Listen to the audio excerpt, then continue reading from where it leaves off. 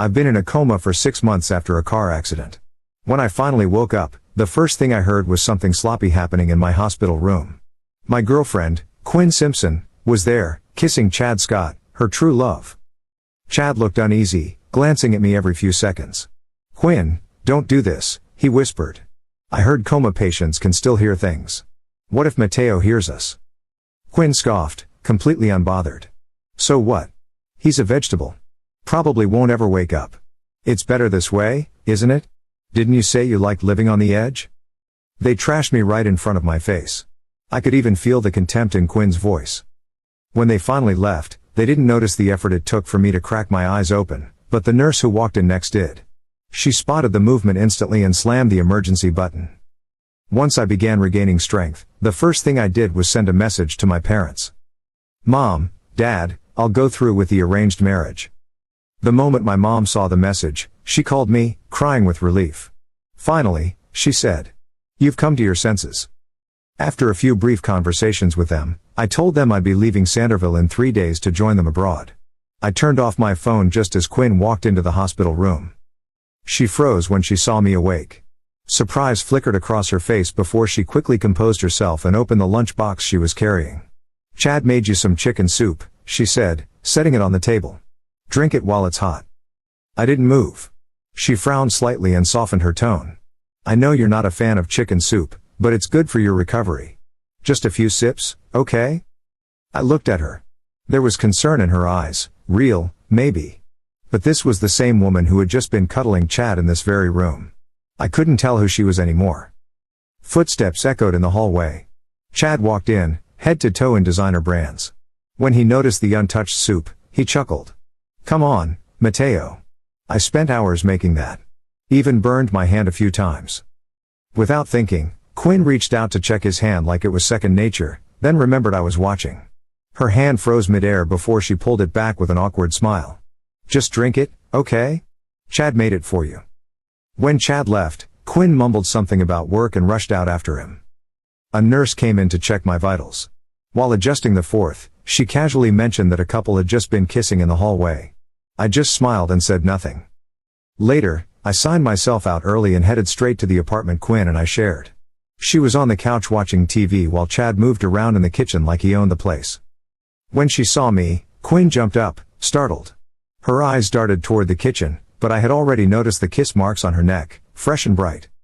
My fists clenched on instinct, but I forced myself to stay calm. Just 2 more days, and I'd be gone. I wasn't here to fight. But Chad clearly hadn't gotten the memo. He brought the dishes out and smiled.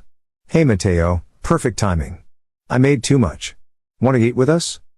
He motioned for Quinn to grab an extra bowl. She glanced at me cautiously. When she saw how calm I looked, she finally relaxed.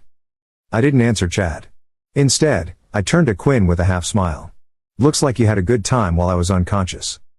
Her face froze for a second, then she forced a laugh. "Mateo, what are you even talking about? Chad was just helping out because I was overwhelmed." Chad caught the tension. "If you don't want me here, I'll leave. But don't take it out on Quinn." He quickly packed up and left. Quinn's jaw tightened. "Mateo, he's still young. You scared him. Can't you be a little more polite?" Young? Chad was 25. I was 26. This was my place, why should I be the one backing down? I gave her a quiet, disbelieving laugh. Realizing how ridiculous she sounded, she added, "I mean, Chad's a guest. It's rude to kick out a guest, right?" Just then, her phone buzzed. A message from Chad. "Sorry Quinn. Maybe I don't deserve to be around you. I won't bother you anymore." She skimmed the message, locked her phone, and turned to me. "I have to head back to the office. Something urgent came up." I didn't ask. I just nodded. She rushed out, even putting on mismatched shoes in her haste. Before leaving, she said, "Wait for me, okay? I'll bring your favorite dessert. A peace offering." 3 hours later, I had finished packing. It was 6 p.m. and she still hadn't returned. Out of boredom, I scrolled through my feed. Chad had posted 2 photos just 30 minutes earlier. Caption in red, "She waited in line forever just because I said I was craving it. Love you, my queen." One photo showed Quinn in line at the dessert shop. The other was her smiling up at Chad, her eyes soft, glowing with affection. Just then, the door opened. Quinn entered, smelling faintly of Chad's cologne. She looked tired. She set down the desserts and gestured. Come eat. I stared at the kiss mark still on her neck and casually said, You've got something on your shirt. I didn't care about their mess anymore. I had one request, don't shove it in my face. She quickly took off her coat and smiled awkwardly. Someone must have brushed past me in the dessert line. It's nothing. I gave a noncommittal "oh" and said nothing. She opened the dessert box eagerly. Inside, tiramisu. The one dessert I couldn't stand. Her eyes lit up, waiting for praise. You don't like it? She asked after a long pause. When did you stop loving me? I asked, abruptly. She froze. What kind of question is that? Of course I love you. You know that. She was still wearing the bracelet I gave her 2 years ago. I had driven hours through a storm to get it, skidded off the road twice, soaked and shivering when I gave it to her. She had cried, made promises. If I ever betray you, may I be struck by lightning. I looked at her. But I don't like coffee. You forgot. Her face fell. She looked down, biting her lip. My bad. So many people, I just forgot. I stood and walked into the bedroom. She called behind me. Mateo, let me get you something else? I said nothing and closed the door. What was the point, Quinn? Even 1,000 desserts couldn't bring back the love I used to feel for you. She never came home that night. But I had stopped expecting anything from her a long time ago. Chad walked through the door like he owned the place, like he had every right to be there. Maybe in his mind, he did. His eyes locked onto Quinn, completely ignoring me. He was slightly out of breath, holding a small golden wrapped box in his hand. There was something flickering in his expression, nervousness, arrogance, maybe even a hint of desperation. Quinn, he said quickly, you left this in my car. She went pale. Her gaze shot to me, then to the box, and back again. I didn't move. I just watched, expression unreadable. She reached out slowly, took the box from him, and tucked it behind her. Thanks, she mumbled, not meeting his eyes. Chad's brows furrowed. He noticed the suitcase near the door. His jaw tensed. Are you going somewhere? Quinn glanced at me for help, but I said nothing. Let her lie her way out of this. I was done protecting her from her own mess. She forced a smile. Just visiting my aunt. Mateo's helping me pack. Right, Chad said slowly, but his eyes didn't leave me. Funny, you never mentioned that when you left my place this morning. The silence that followed was sharp, slicing through the fake peace like a blade. Quinn's lips parted, but no sound came out. Her shoulders tensed. I stood. Quinn, I said calmly, I'll wait outside. Don't keep me waiting too long. Dinner reservations, remember? Her eyes widened slightly. She nodded quickly. Just a minute. As I walked past Chad, he stepped aside but leaned in slightly. I don't know what game you're playing, man, he whispered, but I'm not giving her up just because you woke up. I didn't reply. I didn't need to. Let him think whatever he wanted. The game had already shifted. Outside, the air was crisp. I took a deep breath and checked my watch. Quinn came out 5 minutes later, looking flustered and off balance, like her mind was spinning in 10 directions. She tried to loop her arm through mine. I let her. Thanks for waiting, she said softly. I didn't respond. The ride to Classcape was quiet. She fiddled with her phone.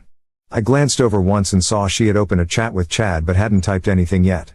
She noticed me looking and quickly locked the screen. You know, she began, forcing a cheerful tone, I always dreamed of coming back here with you. Like old times. I said nothing. The restaurant was crowded as always, but Quinn had made reservations. The host recognized her. Not me. That said enough. We were seated at a small table near the window. Candlelight flickered between us. Quinn looked stunning in the soft glow, but to me, she had never looked more distant. We ordered. She insisted on getting all the dishes I used to love. Used to. I watched her closely as she poured wine into our glasses, her hand slightly trembling. To us, she said, raising her glass. I didn't lift mine. She froze. Mateo. I leaned back. Let's stop pretending. Her face fell. You and Chad, I continued, voice even, how long? She blinked. It's not. Don't lie, Quinn. She swallowed hard. 2 months. After the accident. I thought you'd never wake up. I was lonely. He was there. I nodded slowly. And before the accident? She looked away. That was answer enough. I didn't feel the anger I expected. Just a strange calm. The kind that comes right before a storm breaks. You know what's funny? I asked, voice low. You promised to marry me if I woke up. That you'd wait forever. She looked like she wanted to cry. I meant it at the time. But you didn't wait, I said. Not even a week. She reached for my hand, but I pulled it back. Why did you come tonight? I asked. Why pretend? Her voice cracked. Because. I wanted to fix this. To make things right. I laughed quietly. You don't fix things by hiding them. You fix them by being honest. She looked down. Her phone vibrated. She didn't need to check it. We both knew it was him. I stood up. Enjoy your meal. Mateo, wait. But I was already walking out. The cold air hit me like a slap. I didn't know where I was going, just that I needed space. I pulled out my phone and messaged my parents. Change of plans. I'm flying out tomorrow. As I walked down the street, lost in thought, a car pulled up beside me. I turned. It wasn't a cab. It was a black luxury sedan. The window rolled down. Mr. Mateo Rios? The man inside asked. He was wearing a suit and dark glasses, even at night. Yes? He handed me an envelope. From your grandfather. He instructed us to deliver this upon your recovery. I froze. My grandfather passed away 2 years ago. The man simply nodded. He planned ahead. Please read it in private. We'll be in touch. The car sped off. I opened the envelope slowly. Inside was a letter written in my grandfather's handwriting, and a key. A key I recognized immediately.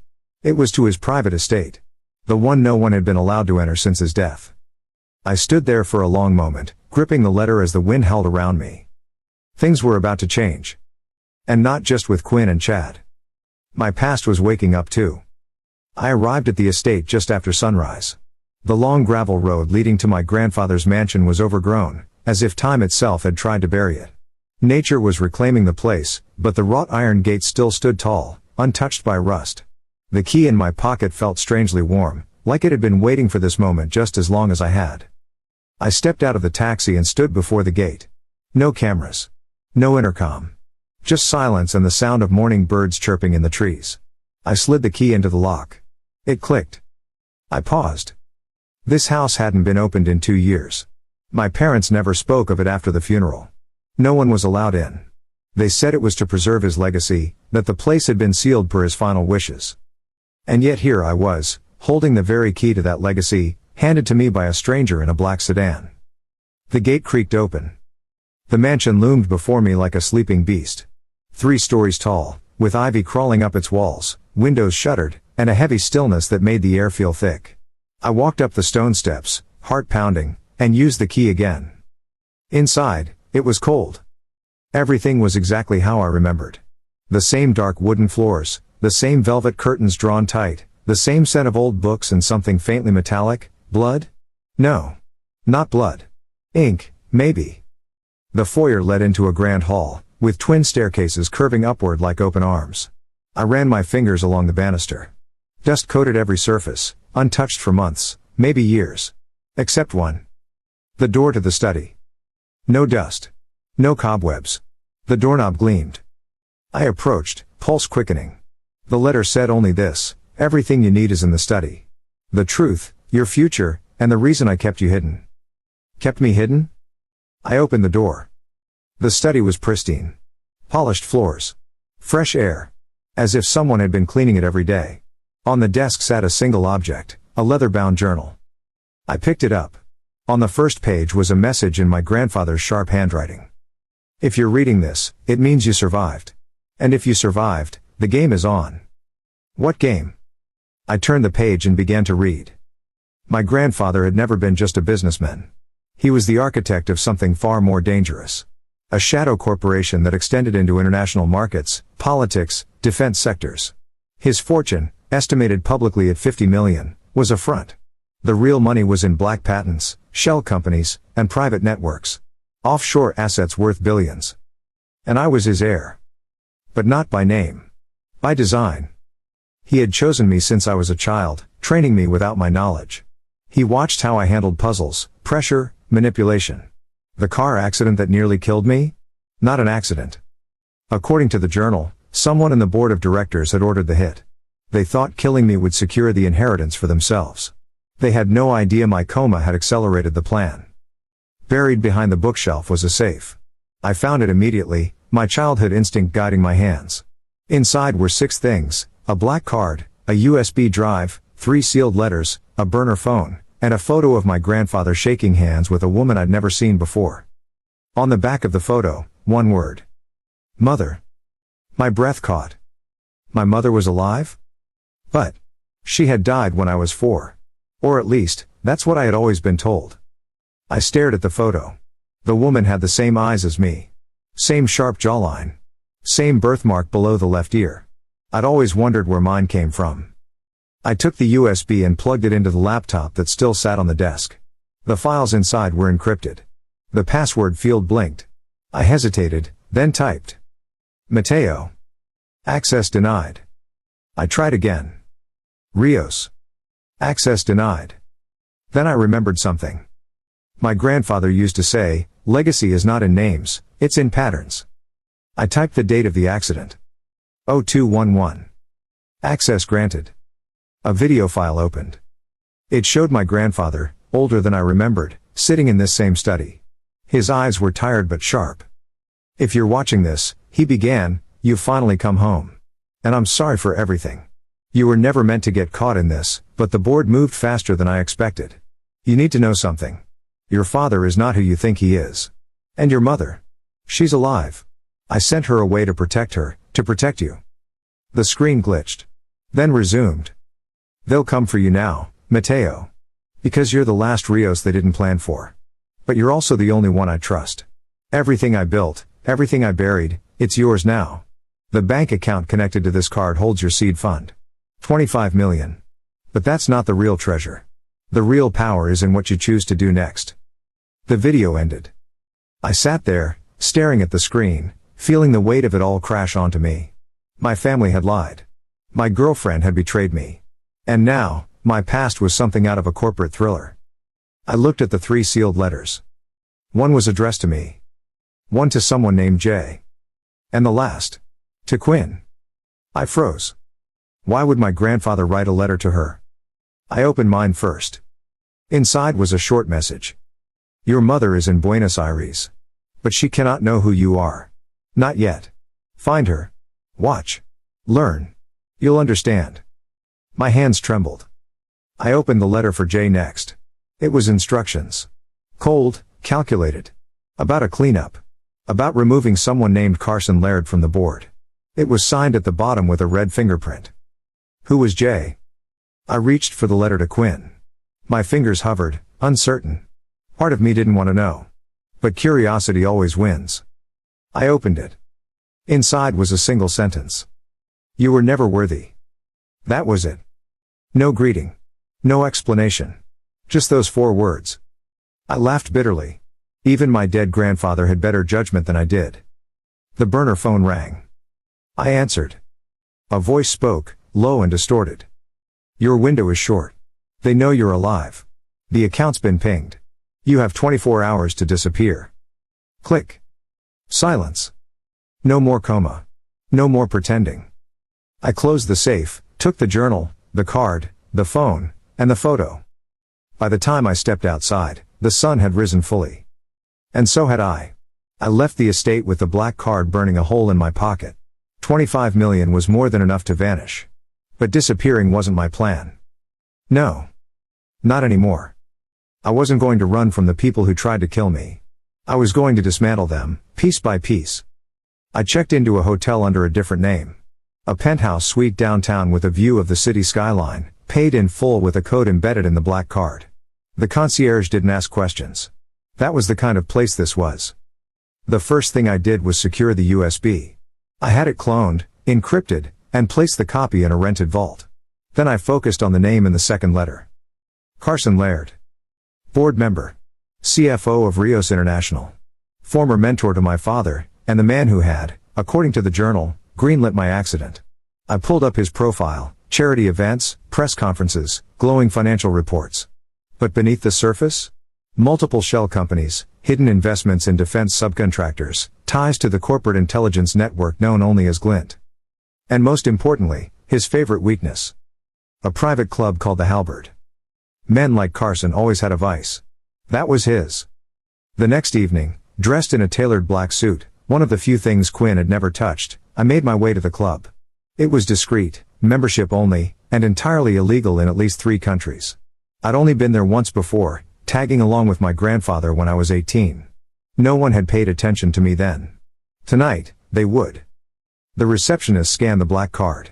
A soft beep, then a small smile. "Welcome back, Mr. Rios." I stepped inside. It was everything I remembered. Cigars, low lighting, whispers behind velvet curtains. And power. Power hung in the air like perfume. Carson Laird was seated at a high table in the corner, sipping from a glass of scotch, flanked by 2 much younger women. He was laughing. Comfortable. In control. Not for long. I approached his table calmly. "Mind if I join you?" I asked. He looked up, annoyance flickering, then confusion, then disbelief. "Mateo?" he said, blinking. "You're alive," I finished. "Surprised?" His face contorted, but only for a second. Then he smiled, that oily kind of smile men in his world practiced in front of mirrors. "Well, I'll be damned," he said, gesturing to the chair across from him. "Come. Sit." I sat. The women looked uncomfortable. Carson dismissed them with a nod. As they left, his smile vanished. "You shouldn't be here." "Neither should you," I replied, "but that's the thing about ghosts, they come back." He narrowed his eyes. "What do you want?" "I want you off the board." He laughed. "You think that's how it works? You show up and start making demands? You've been in a coma, Mateo. The world moved on. The company moved on." "No," I said quietly. "It didn't. You tried to move it. You failed." He leaned forward. "You have no proof of anything." I slid a photo across the table. It was from the USB. A document with his signature. The authorization for my medical transfer to a specialized clinic in a different country, dated 2 days before my accident. His fingers tightened around the glass. "That's doctored." "No, it's archived. Multiple timestamps. Blockchain verified. And the original sits in a vault. You can't erase it." He stared at me. "What are you going to do?" I leaned back. "Nothing. Not yet. I'm giving you a choice." He laughed again, but it sounded thinner this time. "You think I'll just walk away?" I smiled. "I think you'll realize this is bigger than me, Carson. Much bigger. I know about Glint. About the East Shore transfers. The offshore patents. I also know you made a deal with someone named Jay." His face turned white. "You don't even know who Jay is," he said, voice low. "Not yet," I agreed. "But I will." He stared at me for a long time. Then, with a shaky breath, he stood up. "You'll regret this." "Probably," I said. "But you'll regret staying more." He left. I exhaled slowly, my hand trembling under the table. That had been reckless. Premature. But necessary. I needed to send a message. I returned to the hotel, drained. My phone buzzed. Unknown number. I picked up. "Nice show at the Halberd," said a voice, female, cold, clipped. "But next time, don't provoke someone before you understand the game." "Who is this?" "You don't remember me. But I remember you. I'm Jay." Silence. "I thought you were a man." "You thought wrong." She continued. "You shouldn't have woken up, Mateo. Your grandfather promised to keep you out of it." "Well, he broke that promise." "No," she said. "You did. The moment you touched the USB. The moment you opened that house." I frowned. "Why did he write you a letter? Why were you part of his plan?" "I was his cleaner," she said simply. "His eraser. But now, I have my own plans." "What do you want?" "I want you gone. But I don't want to kill you. Yet." "Then what?" She paused. "Let's see how long you survive." Click. The line went dead. I stared at the phone. Then threw it across the room. It hit the wall and shattered. Someone knocked on the door. I froze. Slowly, I opened it. It was Quinn. She looked tired. Pale. Her mascara smudged like she'd been crying. "Mateo," she whispered. I need to talk to you. I almost shut the door in her face. But something in her expression stopped me. She stepped in and sat down without waiting for permission. There's something I never told you, she began. About your grandfather. My heart stopped. She looked up, eyes shining with tears. He paid me, she whispered. To stay close to you. To keep you safe. To report anything strange. I stared. What? It was just surveillance at first, she said. Check your vitals. Your routines. Nothing emotional. But then we actually fell in love. At least. I did. I couldn't breathe. And then you had the accident, she said, shaking.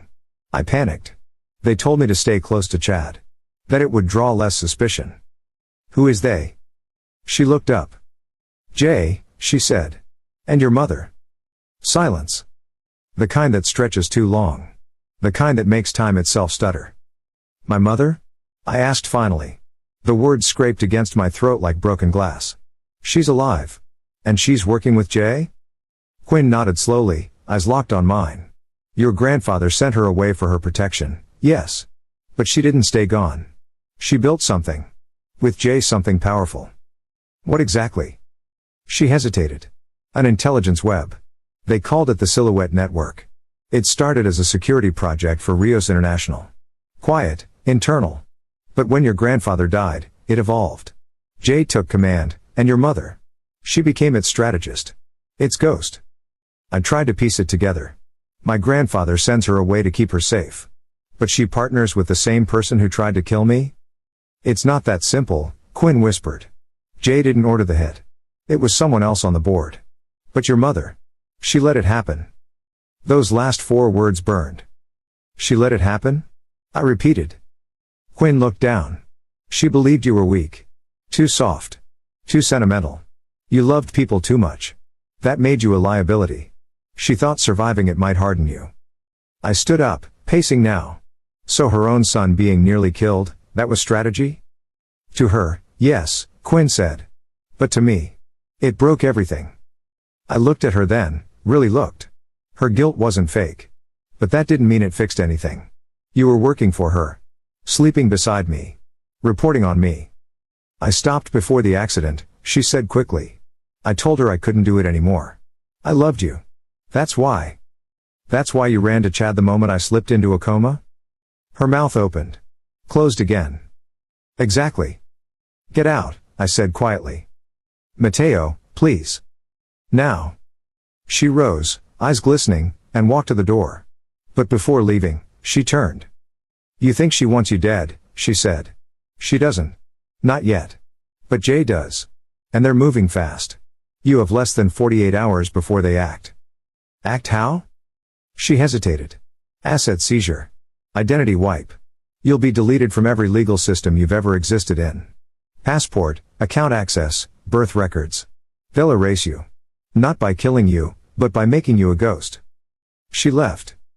I stared at the closed door for a long time. My reflection in the glass window looked foreign. My own mother. The woman I mourned every year since I was 4. The woman I remembered tucking me in at night and kissing my forehead. She had orchestrated my rebirth through fire. And now I had to find her. I opened the journal again. There was a detail I had missed, an address scribbled faintly on the inside back cover. An old safe house in Buenos Aires. The same city the letter had mentioned. My destination was clear. I left that night. By morning, I was stepping out of a hired car into the humid air of southern Argentina. The safe house was nothing like my grandfather's estate. Hidden in the back alley of a closed bookstore, guarded by retina scan and fingerprint pad. I used the key embedded in the black card's chip. The door unlocked. Inside, it was sterile and modern. Steel walls. LED lighting. Screens blinking quietly. It felt less like a house and more like a control room. A woman stood with her back to me. She didn't turn. Hello, Mateo. Her voice was smooth. Controlled. Ageless. You sound like her, I said. She turned. And there she was. My mother. Older, sharper. Wearing a tailored suit like armor. Her hair pulled back in a tight bun. But her eyes, those were still the same. Cold now, but I remembered when they used to smile. You've grown, she said. And you've lied, I replied. She didn't flinch. I had to. You wouldn't have survived otherwise.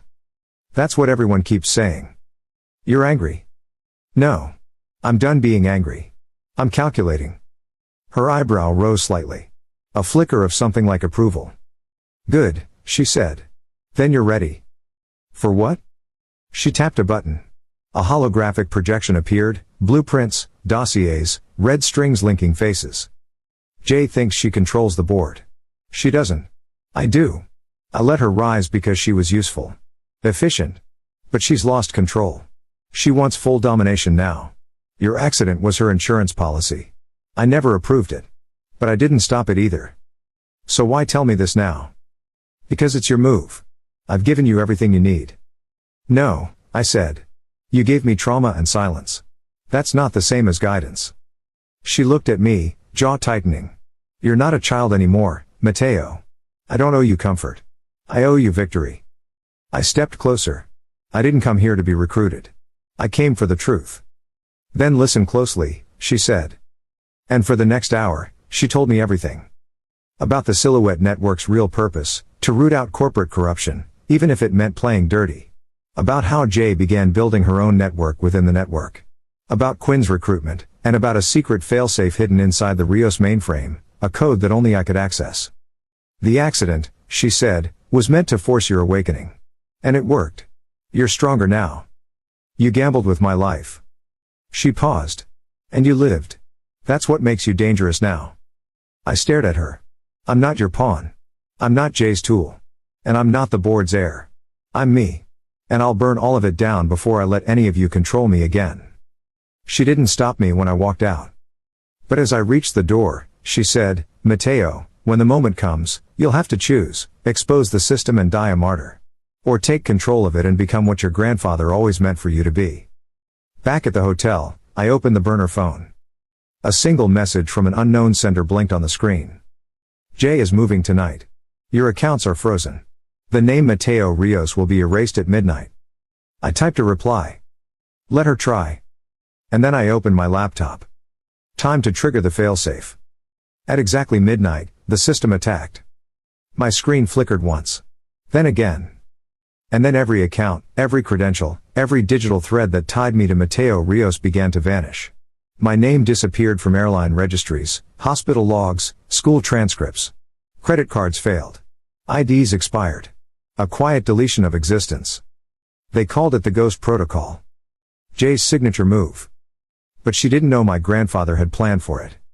I watched the deletion begin, then activated the failsafe hidden inside the cloned USB. It wasn't just a backup. It was a reversal mechanism, a digital landmine.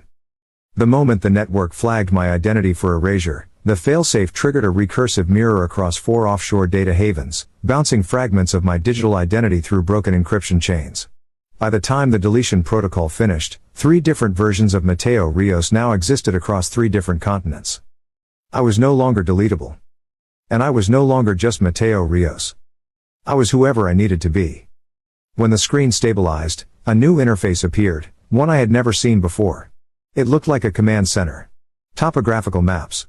Wiretap feeds. Asset trackers. A hidden layer beneath the company. The true legacy. My phone buzzed. This time, it was a video call. Jay. Her face appeared, calm as always, behind dark glasses. The background was blurred. No location trace. But I could hear seagulls. You're better than I expected, she said. He trained you well. I'm not here to impress you. She smiled faintly. No, you're here to fight me. And yet, you're using tools I built. That's where you're wrong. I'm using tools you thought were yours. She tilted her head. Clever. But pointless. You have no army. No allies. No loyalty. Quinn is broken. Your mother is colder than ever. And the board sees you as a ghost. What's your plan? To blog about it? I didn't flinch. My plan is to survive long enough to make you irrelevant. She narrowed her eyes. Then I'll make you a deal.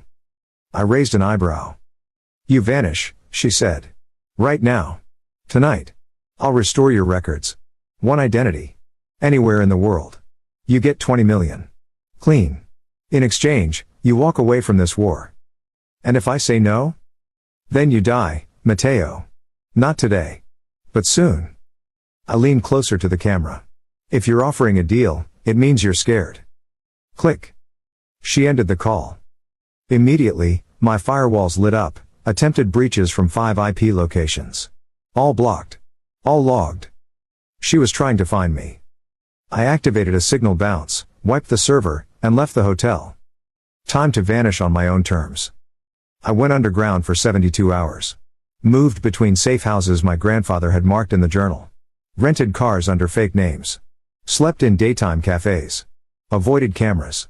No phones. On the 4th night, I received a message on a burner device I hadn't even unsealed yet. It simply said, "Closcape. Midnight. Bring the bracelet. Come alone." No signature. But I knew who it was. Quinn. I almost didn't go. Almost. But something about the message felt unfinished. Not desperate. Not remorseful. Urgent. I arrived at Closcape wearing a hoodie, cap, and tinted lenses. I scanned the crowd, spotted her at the same table we once shared during happier times. She looked different. Paler. Tired. The usual sparkle in her eyes was gone. I sat across from her, silent. She slid a flash drive across the table. "Everything I recorded for them," she said. "Every conversation, every photo, every report. From the beginning." "Why?" "Because they asked me to plant something new," she whispered. "A virus. Into your system." "And did you?" "No. But I'm marked now. Jay knows I defied her." "Then why meet me here? This is public. It's dangerous." "Because you need to know something else," she said, looking around carefully. "Chad isn't who you think he is." I blinked. "He's just a pawn." She shook her head. "No. He's Jay's half-brother." The words hit like a brick. "What?" "He wasn't just assigned to distract me. He was meant to get close to you. He's been working from inside since the beginning." I stared at her. "Then why the act? Why pretend to love you?" "Because he's loyal to Jay," she said. "But not immune. He's impulsive. He broke protocol. He told me things he shouldn't have. Like where Jay is hiding." I leaned in. "Where?" "A cargo ship docked at the southern port. Registered under a different flag every 3 days. She's moving tonight." I exhaled. "Then this is our only chance." Quinn nodded. "But you can't go alone." "And you?" She slid the bracelet I had once given her across the table. "I'm not part of this anymore." I didn't pick it up. "You said you loved me." "I still do," she whispered. "But that doesn't fix anything." "No," I agreed. "It doesn't." She stood. Looked at me one last time. Then walked away. The southern port was swarming with patrols. I slipped through the shadows, heart pounding. The manifest Quinn gave me was accurate. A cargo ship named Zephyr 9, scheduled to depart in 1 hour. Lights dim. Movement on deck. Armed guards. She was here. I crept aboard through the lower dock, bypassed the surveillance system, and made it to the upper level. I was just meters from the command cabin when the voice came. "Mateo." I spun. "Chad." Wearing combat boots and a bulletproof vest. "I told you," he said, smiling. "You should have stayed asleep." I stepped back. "You work for her." "Work?" He laughed. "She made me. Jay doesn't hire pawns. She builds family." "So that's what this is to you? A twisted legacy?" He raised his gun. "I don't need your understanding. Just your silence." A gunshot rang out. But it wasn't from him. Chad dropped to his knees, blood soaking his shirt. He collapsed. Behind him stood my mother. Gun still smoking. "Now do you understand?" she said. "What are you doing here?" "Cleaning up." "And Jay?" She pointed to the cabin. "She's in there.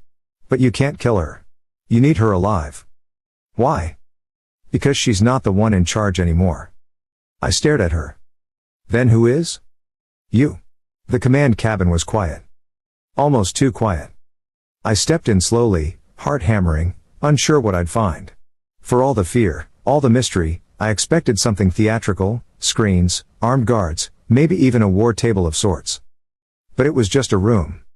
A single chair faced a massive panel of tinted glass overlooking the black ocean. In it sat Jay. Her hair was pulled back in a tight braid, hands resting neatly on the armrests, like a monarch waiting to pass judgment. She didn't flinch when I entered. I wondered how long it would take, she said without turning. I thought your mother would stop you. But then again, she never was good at restraint. I kept the gun lowered but ready. Turn around, I said. She did. Jay was younger than I imagined. Late 30s, maybe. Cold eyes, calm expression. Calculating. But behind that calm was something else, tension. Exhaustion. I suppose you want answers, she said. No, I replied. I want truth. She nodded. Same thing. Sit. I didn't. She let out a faint smile. I built the Silhouette network for your grandfather. It started as surveillance, then bloomed into information control. Whispers in the right ears. Nudges in the right markets. Soon we were steering economies. And killing people, I added. She didn't deny it. Sometimes, she said. Control has a price. Your accident wasn't my idea. But once it happened, I knew we had a problem. You weren't dead. Just dormant. Who gave the order? She looked up. Carson Laird. I tensed. You said he was under you. He was, she said. But he wanted more. He thought removing you would shift board loyalty. He didn't expect the failsafe. Your grandfather saw his ambition early. That's why he put the real keys in your bloodline. My mother, I said. She claims to be running this. Jay's smile was tight. Your mother is brilliant. But not a leader. She plays long games. Sacrifices pawns. Gambles emotion for structure. She left you not to protect you, but to shape you. And you? I wanted to recruit you, she said. You're not like her. You think fast. Move faster. You still believe in people. That's dangerous. And powerful. You tried to erase me. She shrugged. I warned you. But even now, I'm offering you something else. I raised the gun. I don't need your offer. She didn't even blink. You think this ends with me? You think killing me topples the network? We're beyond leaders now. We're a system. Decentralized. Self-correcting. You pull one root, 10 grow back. Then why ask me to take it? Her eyes locked on mine. Because the system needs a new face. Someone who understands loss, betrayal, silence. Someone who has nothing left to lose and everything to gain. I'm not a puppet. No, she said softly. You're the sword. Silence. You want revenge, Mateo. I see it in your eyes. You want to burn us all down. But fire is short-lived. Take the system. Control the fire. Rule it. I lowered the gun. And for a moment, I saw it. What if I did? What if I became the ghost behind the curtain? No longer hunted. No longer used. The network under my command. Not to manipulate. But to reshape. You'd step down? I asked. She nodded. Tonight. All I need is your word. That's when the door opened behind me. It was my mother. Armed. Not with a gun, but with a detonator. Jay froze. I turned slowly. What is that? She lied, my mother said calmly. She isn't offering you power. She's buying time. The ship is rigged. She planned to go down with it if you didn't accept. I looked at Jay. She didn't deny it. She's bluffing, Jay said. Your mother's always had a flair for drama. I've had enough of both of you, I said. Back up. They didn't move. I said back up. My mother's finger hovered over the trigger. I told your grandfather not to trust her, she said, nodding to Jay, but he needed someone who could do the dirty work. So he sent you away to keep his bloodline clean. But I stayed. I watched her poison everything. Jay spoke slowly. You raised a killer, but you never taught him to choose. They both looked at me now. The throne was open. But it came with consequences. Choose, Mateo, my mother said. End this. Blow the ship. Kill the network. Or, Jay said, take the helm. Control the shadows. I looked down at my hands. One held the gun. The other, the flash drive that could activate the mainframe. Legacy. Or liberation. Mateo, Jay said, softly now. We've already buried the old world. What comes next depends on you. I closed my eyes. And I made my choice. 1 week later, headlines rolled across global news. Powerful investment groups merge under new, anonymous leadership. Tech surveillance firm goes dark after data breach exposes decades of backroom deals. Disgraced CFO Carson Laird found dead in private estate, apparent suicide. None of them mentioned me. Because I didn't exist anymore. Not as Mateo Rios. Not in any system. But I was there. In the phone lines. In the shadows. Watching. And from a dark room beneath a nameless office, I typed a message. To my mother. To Jay. To the board. I'm not your heir. I'm not your weapon. I'm your reckoning. The room was silent, lit only by the blue glow of monitors and the steady blink of a secure terminal. No names on the walls. No plaques. No signs of power. And yet, it was the new center of it all. From this forgotten bunker beneath an old textile warehouse in Lisbon, I commanded what was left of the Silhouette network. The system was intact. Jay was gone. My mother had disappeared, no trail, no message. Whether she chose exile or death, I never found out. Or maybe, I stopped looking. Because the truth is, the moment you take the crown, the boy inside you dies. I reviewed the day's reports. A senator blackmailed into voting against a corrupt bill. A trafficking ring in Eastern Europe shut down by anonymous sources. A pharmaceutical monopoly fractured by a quiet leak that devalued its shares overnight. All without firing a shot. All without ever showing my face. This was power. And it was killing me. 3 weeks after assuming control, I received a letter. Not digital. Real. Handwritten. Delivered by a street vendor who didn't know who sent it. The handwriting was familiar. Quinn. Inside was a single sentence. I hope you remember who you were before the silence. No return address. No hint of where she was. But the weight of her words stayed with me longer than any encryption key or classified file. And sometimes, late at night, I asked myself, did I love her? Or did I just need to be loved by someone who saw me as more than a legacy? I had no answer. Maybe that's what hurt most. Operation Scorpion was my first major play. A global banking initiative, allegedly humanitarian, had been disguising billions in embezzled funds through post-conflict reconstruction projects. They called it relief. I called it what it was, pillage. I leaked one document. Just one. Within 48 hours, 7 CEOs stepped down, 2 were arrested, and 1 fled to a non-extradition island. But the 8th? He contacted me. On a channel no one was supposed to have. The screen lit up with a grainy feed. The man wore a clean suit, sat in a luxury office with a painting I recognized in the background. The painting had belonged to my grandfather. Mateo, he said. Or should I call you Sovereign now? I didn't respond. I knew one day you'd climb over all the bones they laid before you. And here you are. Do you know what I am? A problem, I said. He smiled. I'm the counterbalance. While you've been playing chess with board pieces, I've been teaching the board how to cheat at cards. I let you take Silhouette. I wanted you to. Why? Because Jay was emotional. Your mother? Too principled. But you. You're clean. No one left to protect. No one left to love. You're efficient. I knew the system would be safest in your hands. And now, it's time to put it to use. For who? For me, he said simply. For us. He transmitted a file, encrypted and ancient. But I knew the code. My grandfather had shown it to me once, as a riddle in a story. I unlocked it. Inside were names.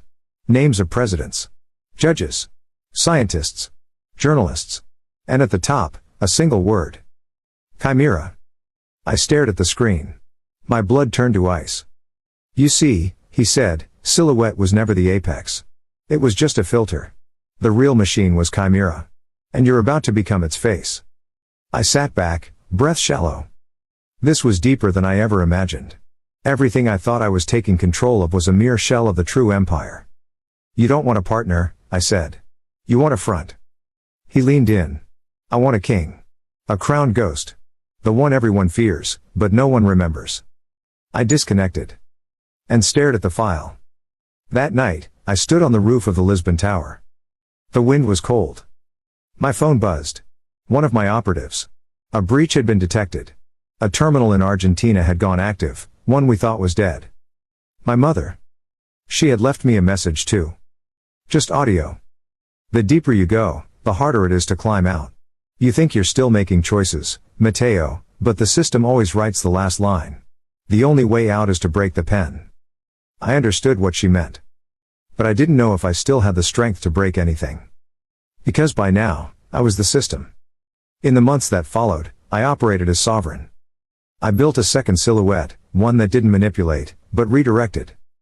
Bad systems collapsed. Good ones quietly emerged. Children rescued. Cartels dismantled. But every time I slept, I dreamed of the people I couldn't save. The Mateo that had once believed love was enough. The boy who gave a bracelet in the rain. The son who waited at the window for a mother who never came back. One day, I visited my grandfather's grave. Alone. No guards. No drones. I knelt down and placed a black chess piece on the stone. The king. You built a machine, I whispered. And called it protection. But it cost everything. The wind didn't answer. But the silence said enough. A year later, my name no longer existed anywhere. But my influence was everywhere. Quinn's message still sat in a drawer. The bracelet she returned still unopened. Sometimes, I wanted to go back. To vanish. To be just a man again. But there are no kings in the real world. Only shadows. And I had become their crown.